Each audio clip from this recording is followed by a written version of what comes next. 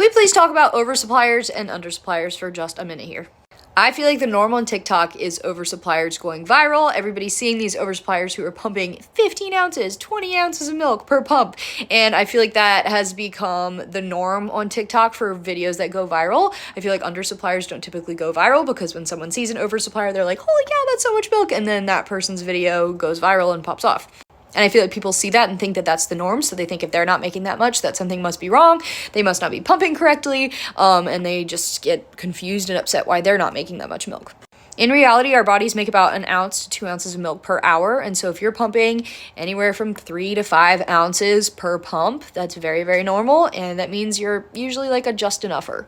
So you've got your undersuppliers, just enoughers, and oversuppliers. Just enoughers, if you're making the amount of milk that your baby drinks in a day, you're a just enougher. If you're making any more than the amount your baby drinks, you're an oversupplier. Any less, you're an undersupplier. So a lot of undersuppliers have to supplement with formula because you just don't have enough milk for your baby, and that's totally okay.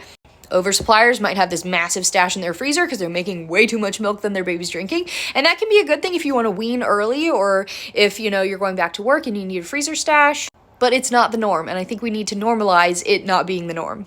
I feel like all I saw on TikTok at the beginning, like right after I had my baby, was oversuppliers. And so whenever I would pump and get, 3 ounces, I'd freak out and be like, what's wrong? Like, why isn't my body making enough milk?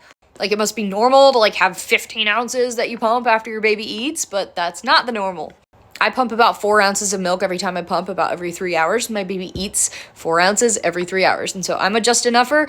I have a small freezer stash just from when I was nursing still and being able to pump afterwards and save a little bit, but I'm making just what my baby needs.